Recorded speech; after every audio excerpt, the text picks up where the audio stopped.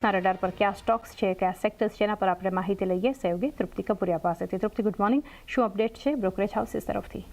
આજે શરૂઆત ખાસ કરીને ઓટો કંપનીથી કરીશ તો એસ્કોટ કુબોટાના પરિણામ બાદ આપણને બ્રોકરેજ રિપોર્ટ આપણી સમક્ષ આવતા જોવા મળ્યા છે. મેક્વેરી તરફથી અહીંયા આઉટ પરફોર્મ રેટિંગ છે. ટાર્ગેટ તેમને 3634 પ્રતિ શેર કર્યા છે. તેમનું માનવું છે કે નવા લોન્ચથી માર્કેટ શેર વધવામાં એક મદદ મળી રહી શકે છે અને હાલમાં મજબૂત સપ્લાયને કારણે કરીને કંપનીનું એક્સપોર્ટ મોમેન્ટમ જે છે અહીંયા મજબૂત જોવા મળી રહ્યું છે. ત્યારબાદ સેલેસના રિપોર્ટ પર નજર કરશો. અહીંયા તેમને એસ્કોટ કુબોટા માટે આઉટ પરફોર્મ રેટિંગ આપ્યા છે. ટાર્ગેટ તેમને 4000 રૂપિયા પ્રતિ શેર કર્યા છે. તેમનું માનવું છે કે Q1 એબિટા જે છે તે એબિટા માર્જિન અનુમાન કરતાં ખૂબ જ મજબૂત રહ્યા છે. ખાસ કરીને કાચા માલનો ખર્ચ ઘટવાને કારણે કરીને અહીંયા માર્જિનને એક સપોર્ટ જોવા મળી રહ્યો છે. સાથે પરંતુ તેમને પણ કહેવું છે કે Q2 મેટલની કિંમતમાં છે ઉછાળો જે છે તે આવવાના પણ તેઓ અનુમાન રાખી રહ્યા છે. અને ખાસ કરીને રેલવે બિઝનેસ છે તે તેમને સોના BLWને અહીંયા ટ્રાન્સફર કર્યો છે અને FY26 ટ્રેક્ટર સેગમેન્ટને લઈને ખૂબ જ એક પોઝિટિવ વ્યૂ તેઓ રાખી રહ્યા છે અને આવનારા સમય માટે તેઓ mid to high single digit ઇન્ડસ્ટ્રીનો ગ્રોથની પણ તેઓ અપેક્ષા રાખી રહ્યા છે.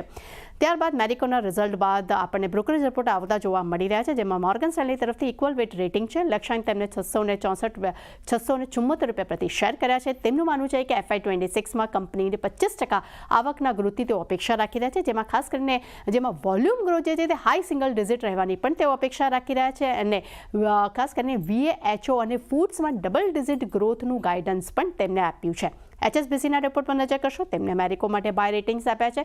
ટાર્ગેટ 850 રૂપિયા પ્રતિ શેર કર્યા છે. તેમનું માનવું છે કે Q1 FY26 એબિટા અનુમાનથી 1% અહીંયા મજબૂત રહ્યા છે.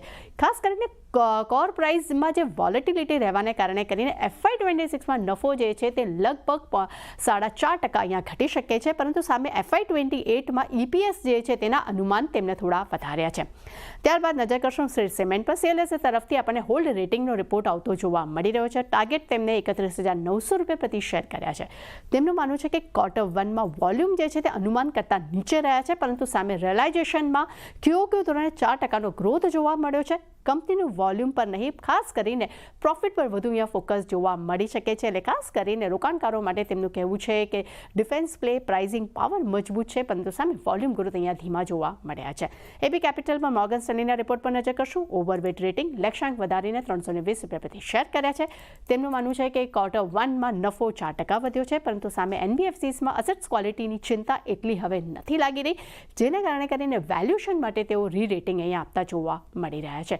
અને છેલ્લે નજર કરશું MCX પર. UBSA તરફથી બાય રેટિંગ્સ છે. ટાર્ગેટ 10,000 રૂપિયા પ્રતિ શેર કર્યા છે. તેમનું માનવું છે કે નવા પ્રોજેક્ટ જેવા કે કેશ સેટલ ઇન્ડેક્સ ઓપ્શનની તૈયારી કંપની અહીંયા કરી રહી છે અને ગોલ્ડ એન્ડ જેવા બુલિયન કોન્ટ્રાક્ટ છે તેમાં રિટેલની હવે ભાગીદારી વધતી જોવા મળી રહી છે અને કંપનીએ એક શેરને 5 શેરમાં વિભાજિત કરવાની મંજૂરી પણ અહીંયા આપી છે. એટલે ખાસ કરીને ચાંદી ઘણા બધા બ્રોકરેજ રિપોર્ટ છે, પણ દરેક પર આપણને આજે એક સારી રિએક્શન જોવા મળી શકે છે.